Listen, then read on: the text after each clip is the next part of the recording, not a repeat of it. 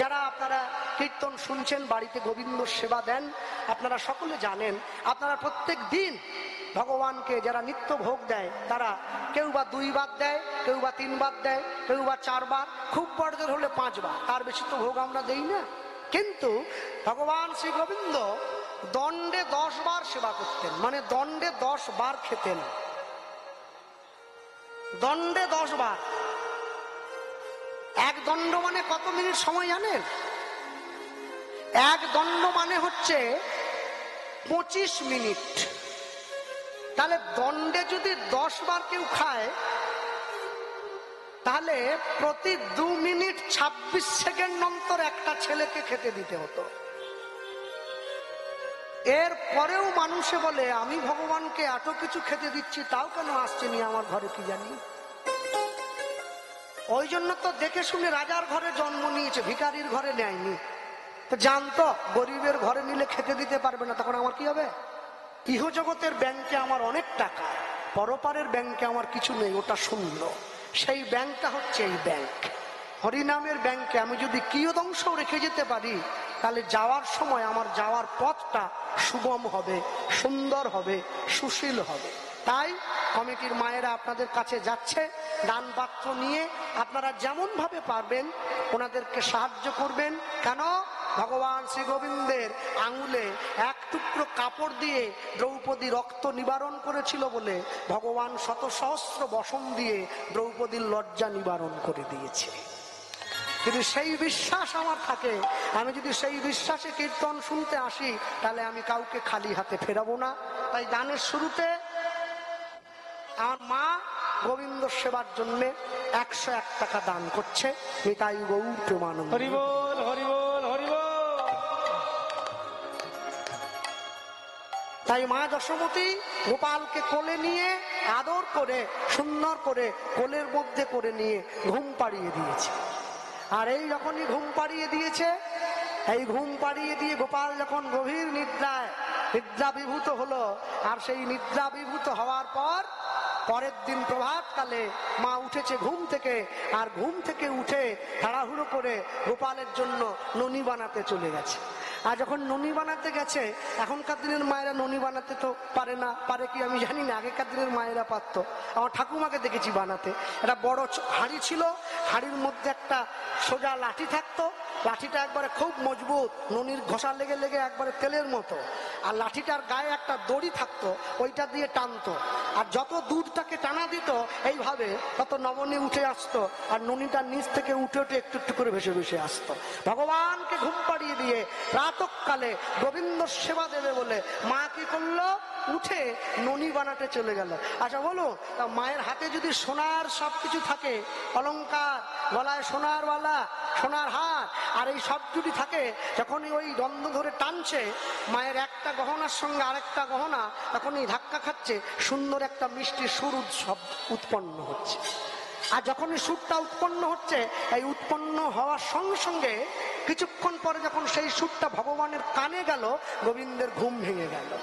গোবিন্দের ঘুম ভেঙেটা গিয়ে সঙ্গে সঙ্গে ভগবান চিন্তা করছে, আজকে আমি লীলাটাও প্রকাশ করব আর মাকে একটা শিক্ষাও দেব।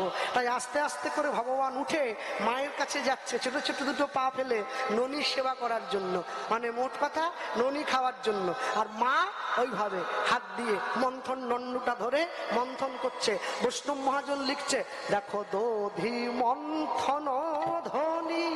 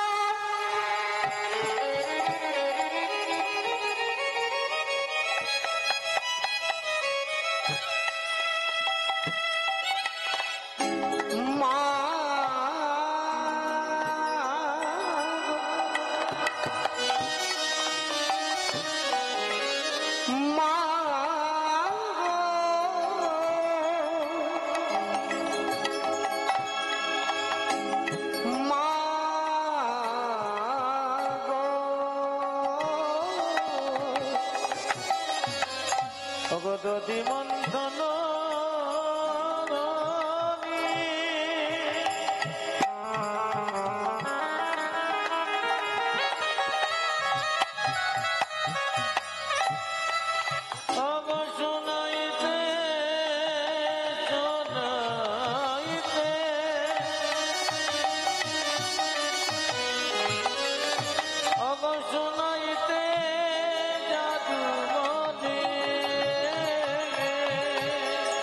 সেই চলে যাচ্ছিল, সঙ্গে সঙ্গে ভগবান উঠে দেখছে পাশে বলাই দাদা দাঁড়িয়ে।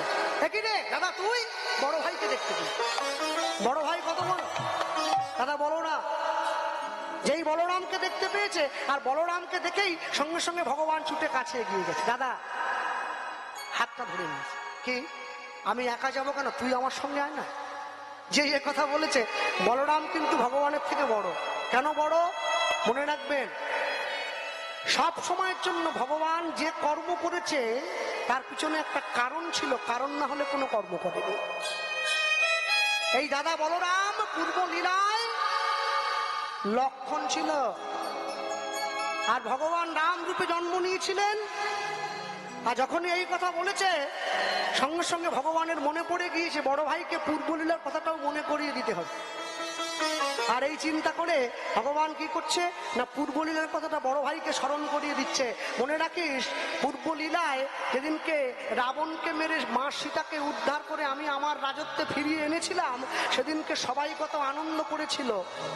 আর এই আনন্দ করতে গিয়ে সঙ্গে সঙ্গে আমি দেখেছিলাম আনন্দ করছে সবাই, কিন্তু কেউ রামের জয় দেয়নি, সবাই লক্ষণের জয় দিয়েছিল। সবাই মিলে এক বাক্যে চিৎকার করে বসে দিনকে বলেছিল, বলো লক্ষণ ঠাকুর কি জয়।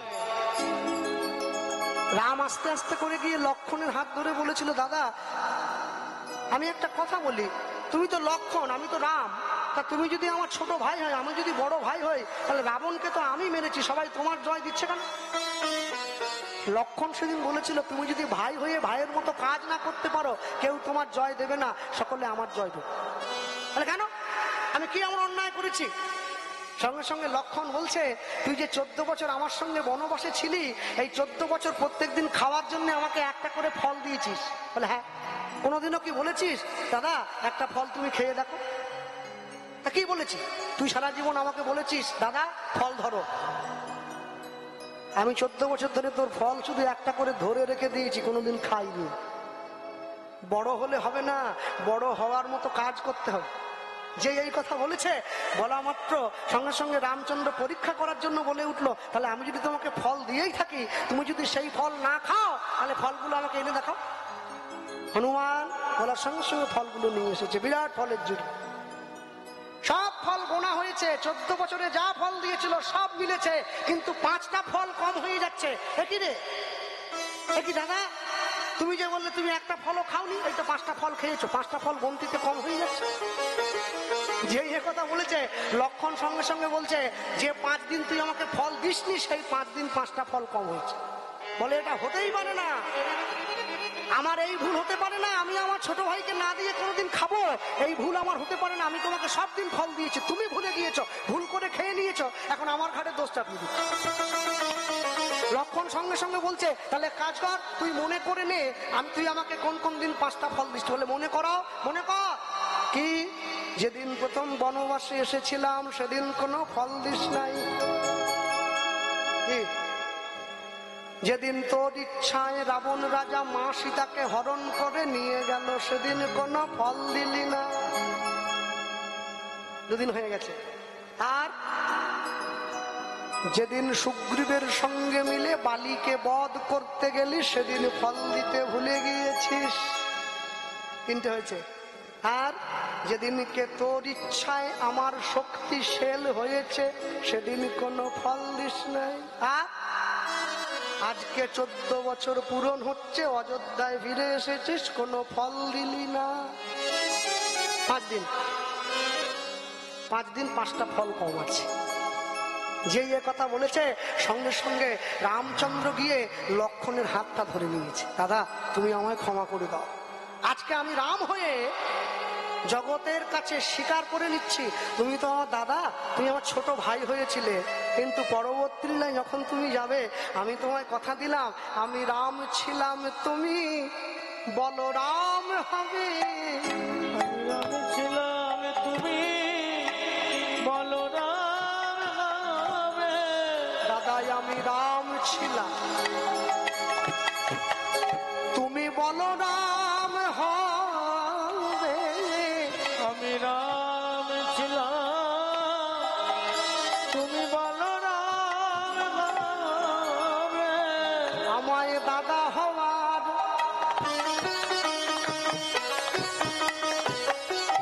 দাদা হওয়ার কর্তব্য শিখাইবে।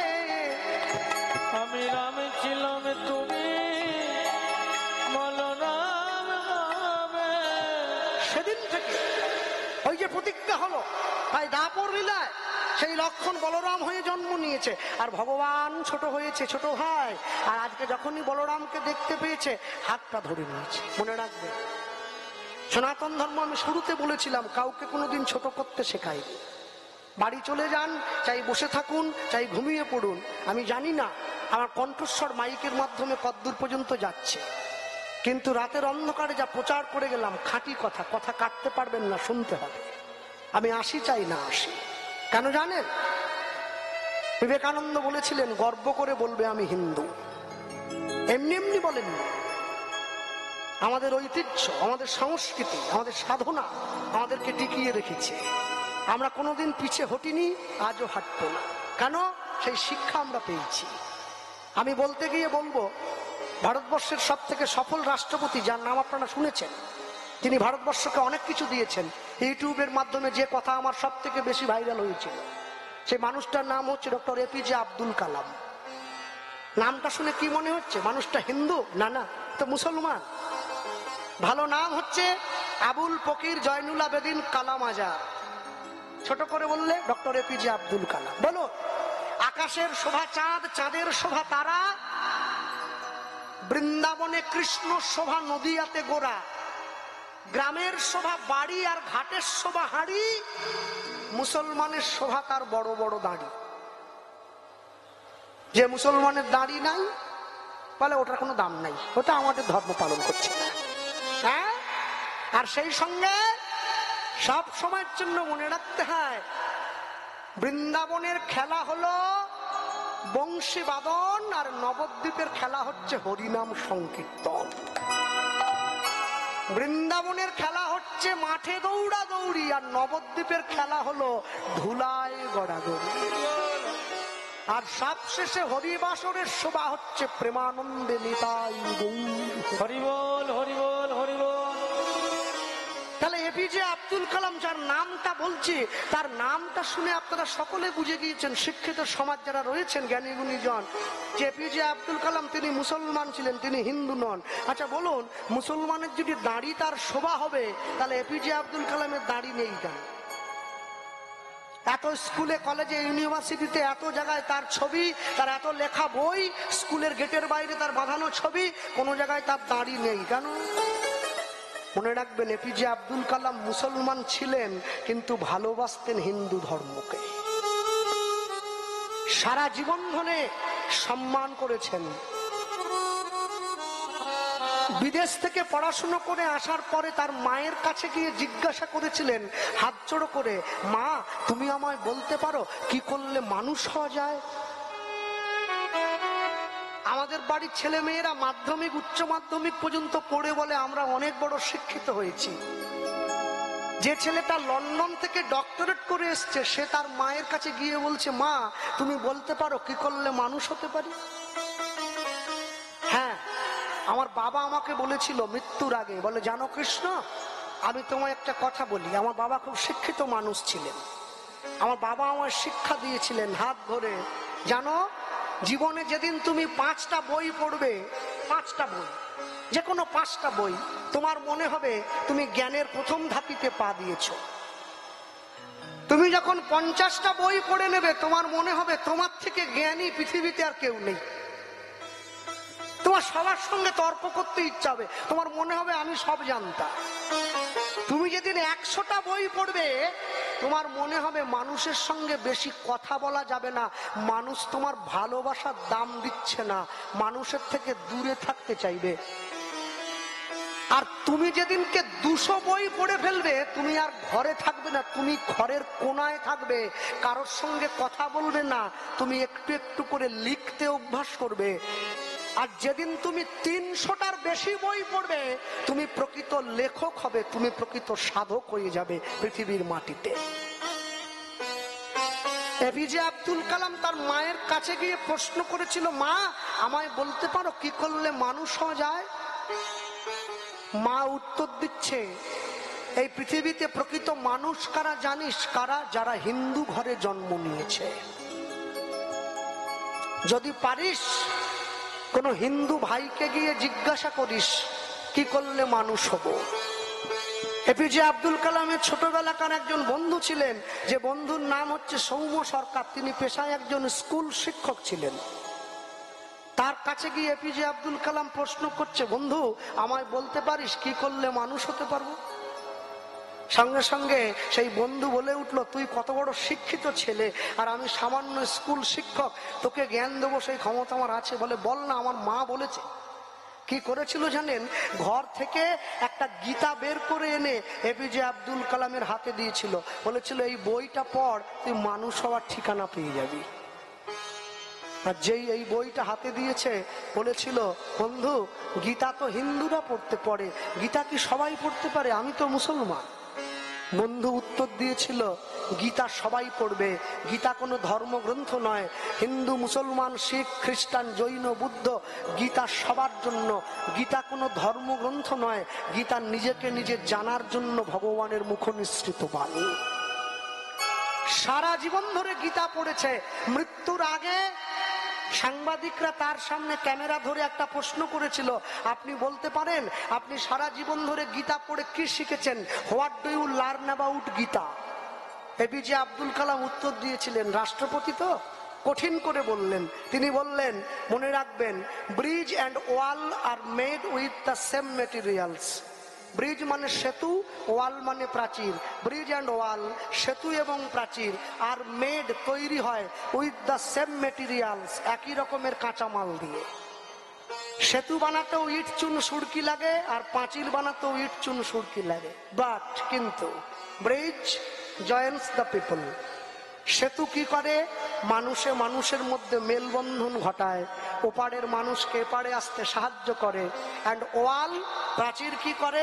ডিভাইডস দ্য পিপল, মানুষে মানুষের মধ্যে বিভেদ করে দেয়। আমি গীতা পড়ে শিখেছি, তোমরা ধর্মের নামে মিলনের সেতু তৈরি করবে, বিভেদের পাঁচিল তৈরি করবে না। সব সময়ের জন্য মনে রাখবেন, পৃথিবীর মাটিতে আমরা যা শিক্ষা পেয়েছি, যেদিনকে সারা পৃথিবীর মানুষ নিরক্ষর ছিল, সেদিন হিন্দুরা বেদ লিখেছিল, যা থেকে গোটা পৃথিবীর শিক্ষা শিখেছে। আজকে আমার আপনার বাড়ির মা বোনেদেরকে হাত ধরে টেনে আনতে হয়, চলো না কীর্তন শুনতে যাব, চলো না হরিকথা শুনতে যাব। এইটা আমাদের জীবনের সব থেকে বড় দুর্ভাগ্য। ভক্তমন্ডলী মায়েরা দাদা বলরামের হাতটা ধরে পূর্ব লীলার ভাবে শিক্ষা দেওয়ার জন্য হাতটা ধরে নিয়েছে, আর হাতটা ধরে দধি মন্থন ধ্বনি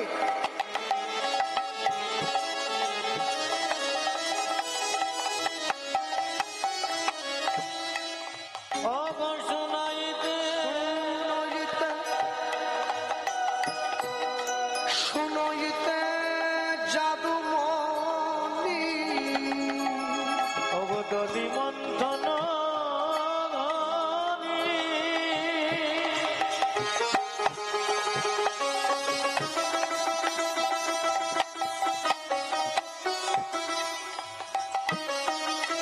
শোনাইতে শোনাইতে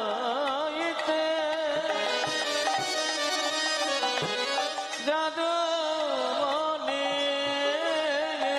আমি যেই কথাটা বললাম, বড় ভাইয়ের হাত ধরে নিয়েছে, এবার ভাই হলো সঙ্গে বলরাম,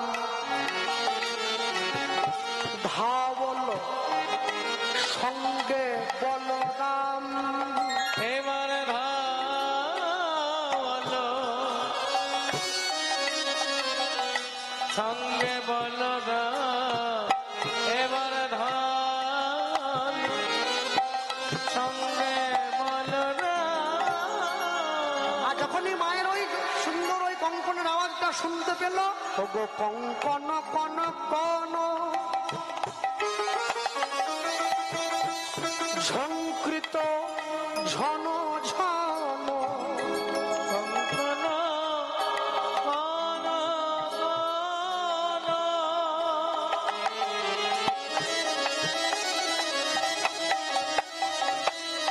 ওগো সংকৃত জন দেখো কঙ্কন কন কন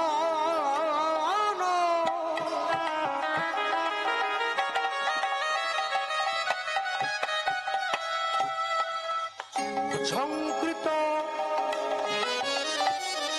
ঝন ঝন, কঙ্কন কন কন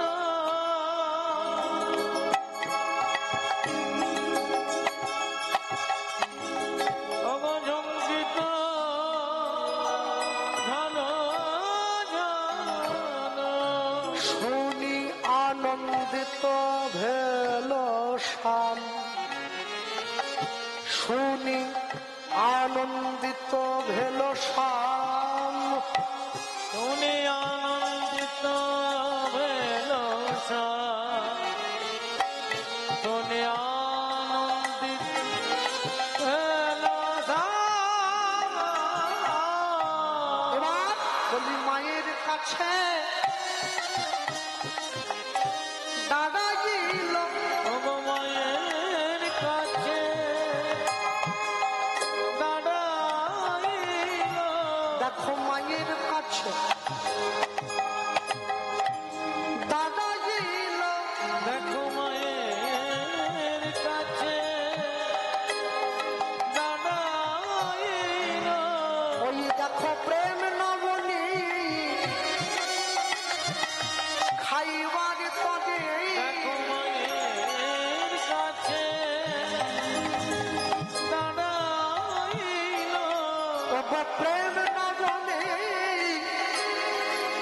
খাইবার তবে, গোপাল প্রেম ভরে আর তার সাথে আমি প্রেম নমনি খাইবার তরে দেখো মনের আনন্দ ভরে, প্রেম নমনি খাইবার তরে গোপাল প্রেম সরে আর তার সাথে প্রেম নমনি খাইবার তরে বলি মায়া মায় খেতে দাও বলে, নমনি খাইবার তরে বলি যাই রে সভার বলি হারি যাই তাই হরি গাইরে সবার বলে হারি নমনি খাইবার তরে মায়ের কোলে আইল মনে তেরে মায়ের কোলে আইল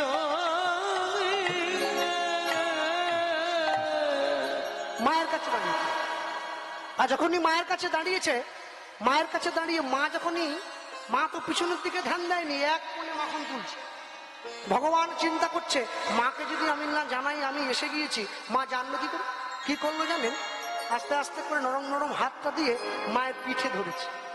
এই আপনারা যখন কালীয় দমন লীলাটা শুনছিলেন, আমি জানি না শুনেছেন কিনা ওই জায়গাটা, ভগবান যখন কালীয় নাগকে দমন করতে গেল, যখন কালীয় নাগের মাথায় চড়ে নাচছিল, তো কালীয় নাগের মুখ দিয়ে ঝলকে ঝলকে যখন বিষ উঠে আসছে, তো ভগবানের চরণে গিয়ে পড়ছে তো বিষটা। তো ভগবান বলছে কালীয়, এই জগতে সবাই আমাকে নয়নের জল দিয়ে চরণ সেবা করে, এই জগতে সবাই আমাকে চরণে তুলসী দেয়, ফুল দেয়, আর তুমি কিনা আমাকে বিষ দিচ্ছ।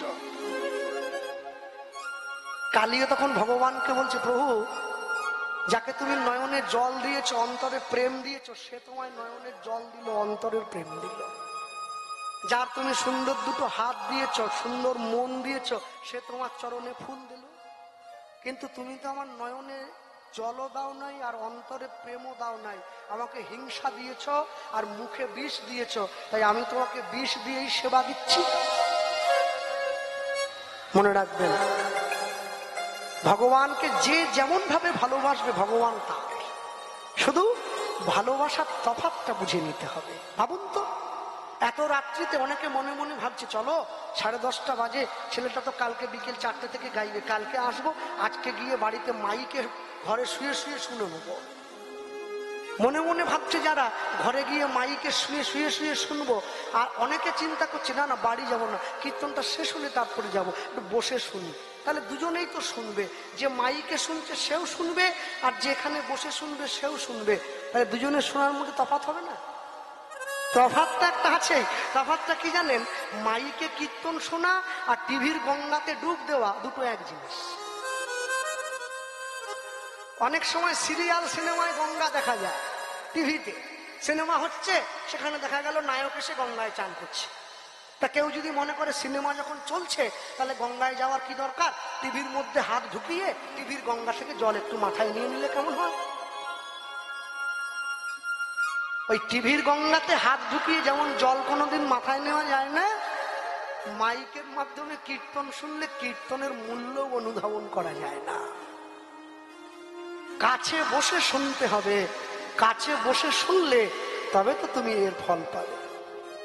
বাবা পাগলা আপনাদের কাটোয়া কাল্লা বর্ধমানের মানুষ, বেশি দূরের নয়। বাবা পাগলা ইন্দিরা গান্ধীকে গুরু মন্ত্র দিয়েছিলেন, ইন্দিরা গান্ধীর গুরুদেব বাবা পাগলা। আপন মনে জঙ্গলে ঘুরে ঘুরে যখন গাইতেন, এখনো সেই বৃন্দাবনে বাঁশি বাজে রে, বাঁশি শুনে বনে বনে ময়ূর নাচে রে। কতগুলো কলেজের ছেলে রাস্তা দিয়ে যাচ্ছিল, ওরা ডেকে বলছে ঠাকুর ও বাঁশি আগে বাজতো, এখন আর বাজে না।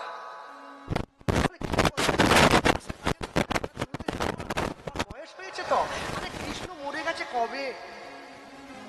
5000 বছর পেরিয়ে গেল, জন্মাষ্টমী হচ্ছে, ভগবান কৃষ্ণের 5568তম জন্মদিবস পালন হয়ে গেল এবছর। আর তুমি বলছো বাঁশি বাজে? কোনো দিনের জন্য বাজে না। বলে দূর, আমি বলছি বাজে। বলে আমরা বলছি বাজে না। বলে কি বলছিস কি রে? বলে হ্যাঁ। বলে কান মানে আমাদের 20 বছর বয়স, তোমার কি মনে হয় কান আমাদের খারাপ হয়ে গেছে? কান আমাদের ঠিক আছে, আমরা শুনেছি বলেই তোমায় বলছি বাঁশি বাজে না, ও গান তুমি বাদ দাও। বলে আমায় কষ্ট করে একটা রেডিও এনে দিতে পারিস? বলে হ্যাঁ, রেডিও এনে দিয়েছে। বলে ব্যাটারি আছে? বলে আছে। বলে বাজাতো। যেই চালিয়ে দিয়েছে ভালো হলো, গান হচ্ছে। বলে ব্যাটারিগুলো খুলে নিয়েছে। বলে এবার বাজা দিই। বলে আর কি বাজে নাকি? তোমাকে এই তুমি কি মাথা খারাপ হয়ে গেল তোমার? ব্যাটারি বিহীন রেডিও বাজে?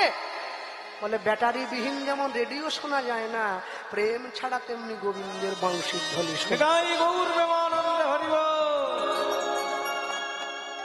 অন্তরে যার প্রেম আছে, হৃদয়ে যার ভালোবাসা আছে, সে বসে আছে। হ্যাঁ, আমাদের বাংলায় যখন আমরা কীর্তন করি, আমাদের ওইদিকে 24 পরগনা, কলকাতা, হাওড়া, হুগলি, মেদিনীপুর, পুরুলিয়া, বাঁকুড়া, বীরভূম, যত জায়গায় আমরা কীর্তনে যাই, আমরা প্রচার করি। কি করি জানেন? আমরা বলি যে নদিয়া জেলার 10 জন ভক্ত মানে আমাদের দেশের 1000 ভক্তের সমান। কেন? নদিয়ার ভক্তরা গান শুনতে আসে না, তারা গান করিয়ে নেয় আমাদের দিয়ে। আর আমাদের জেলায় যখন আমরা গান করি, মনে হয় চুপচাপ বসে আছে, কি শুনছে, এই বুঝি খেয়ে বাড়ি চলে যাবে নাকি শুয়ে পড়বে, না যে কি করবে, মনে বড় ব্যথা লাগে। কিন্তু মনে রাখবেন, এটা আপনাদের গুণে হয়নি, এটা গৌরের ধামে জন্ম নিয়েছেন, তার কৃপা পেয়েছেন, তার কৃপার বলে হয়েছে। ভগবান এসে নরম নরম হাত দিয়ে মায়ের কাঁধে হাত দিয়েছে। আর যখনই মায়ের কাঁধে হাত দিয়েছে, ভগবানের স্নেহের পরশটা পেয়েই মায়ের চেতনা ফিরেছে। আর চেতনা ফিরেই পিছন দিকে তাকিয়ে বলছে, ওরে দুষ্টু ছেলে, উঠে পড়েছিস? ওই দেখো সঙ্গে একটা আবার দোসরও এনেছে, বড় ভাইটাকেও টেনে এনেছে। আর তোর না হলে বেশি খিদে, তুই একটু বেশি খাস, তা তোর জন্যই তো মাখনটা আমি তৈরি করছিলাম, তো বড় ভাইকে সঙ্গে আনলি কেন? বলছে মা আমি একা একা খাবো, বড় ভাই কি দেখবে, ওর কষ্ট হবে না, তাই ওকেও সঙ্গে এনেছে। এই গিয়েছে অমনি সঙ্গে সঙ্গে বলরাম সঙ্গে নিয়া নবনীর লাগিয়া, বলরাম সঙ্গে নিয়া নবনীর লাগিয়া, বলরাম সঙ্গে নিয়া নবনীর লাগিয়া, বলরাম সঙ্গে নবনীর লাগিয়া। ছবিটা একদম সেরম দিয়ে দিয়েছি, দেখেছেন? ভান্ড থেকে ননি বের করছে, ছবি ওই, যা বলছি ছবি ওইখানে, বলরাম সঙ্গে নিয়ে নবনীরলা বলরাম সঙ্গে নবনীর লাগিয়া উপনীত জননীর স্থান অগয় উপনীত জননীর স্থানে এবার উপনীত জননীর স্থান এবার উপনীত জননীর স্থানে। যেই দুই ছেলেকে দেখেছে মায়ের মন ভরে গেছে আনন্দে। আরেকজন আনন্দ পেয়েছে, কে বলুন তো? বৈষ্ণব মহাজন পদকর্তা গোবিন্দ দাস মহাশয়। সে দাঁড়িয়েছিল পাশে। মা যখন এই দুই ছেলেকে দেখে আনন্দ পেয়েছে, তাহলে মা যদি আনন্দ পায়, ভক্ত তো পাবেই আনন্দ। দাঁড়িয়ে রয়েছে বৈষ্ণব ভক্ত। এবার ও যখনই দেখেছে সঙ্গে সঙ্গে হেরিয়া আনন্দিত যশোমতির চিত, হেরিয়া যশোমতির চিত, হেরিয়া আনন্দিত যশোমতির চিত, হেরিয়া আনন্দিত যশোমতির চিত। গোবিন্দ ইহ রসগান হইল গোবিন্দ ইহ রসগান, দেখো গোবিন্দ ইহ রসগান, দেখো গোবিন্দ ইহ রসগান। মায়ের আনন্দ আর ধরে না গো, হরি হরি বল। মায়ের আনন্দ আর ধরে না গো, আনন্দয়া ধরে না গো, ওই দেখো রাম কানু সঙ্গ পেয়ে, ওই মায়ের মনে আজ আনন্দ ধরে না গো, রাম কানু সঙ্গ পেয়ে আনন্দয়ার ধরে না গো। বলি কৃষ্ণ সেবা দেবে বলে, আজি আনন্দ আজ ধরে না গো। আশ্রয় করিয়া ভোজে তারে কৃষ্ণ নাহিতে যে আর সব মরে অকারণ, তাই তো? আশ্রয়কে শ্রী গোবিন্দ, বলরামকে বিষয়, ও গো আশ্রয় বিষয় একসাথে পেয়ে, আনন্দয়া ধরে না গো, দেখো প্রেম প্রাপ্তি মায়ের নিকটে আইল, আনন্দ আজ ধরে না গো, বলে মায়ের মনে আনন্দ বাড়িল, আনন্দ আজ ধরে না গো, বলে নারীগণ সবে উলুধ্বনি দিল, বলে আনন্দ আজ ধরে না গো, বলি ভক্তগণ হরি ধ্বনি দিল, নিতাই বন্ধু হরিল।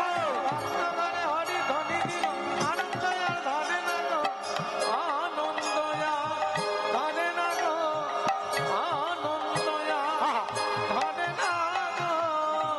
গোবিন্দ ইহ রসগা, আদি গোবিন্দ ইহ রসগান।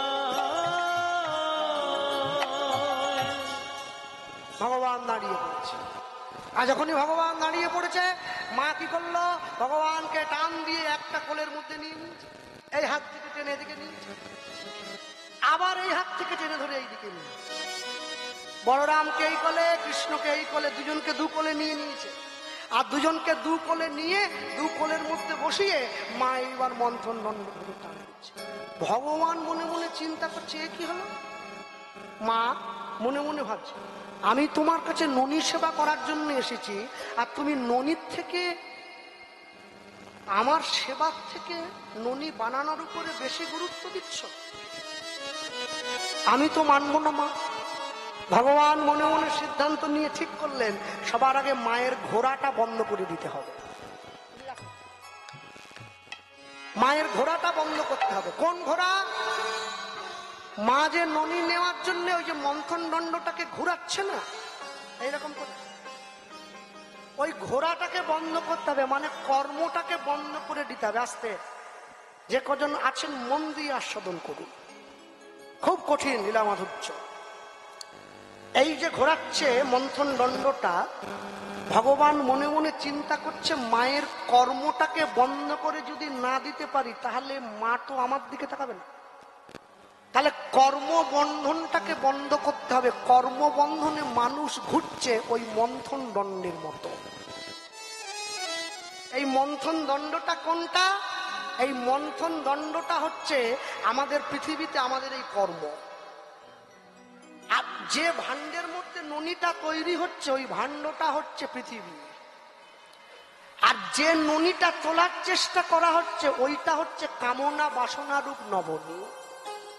আমরা সব সময় কামনা বাসনা রূপ ননিটা তুলতে চাইছি, সারা জীবন ধরে শুধু চেষ্টা করে যাই ছেলে আমার, মেয়ে আমার, বাড়ি আমার, গাড়ি আমার, পয়সা আমার, টাকা আমার, সামনের 5 বিঘে জমি আমার, কিন্তু আমি কোনোদিন চিন্তা করিনি সব যদি আমার তবে আমি কার। তাই ভগবান চিন্তা করছে মায়ের কর্মটাকে যদি না বন্ধ করে দিতে পারি, কর্ম বিপাকে গতাগতি পুনঃ পুনঃ রতি রহু তুয়া পরসঙ্গ।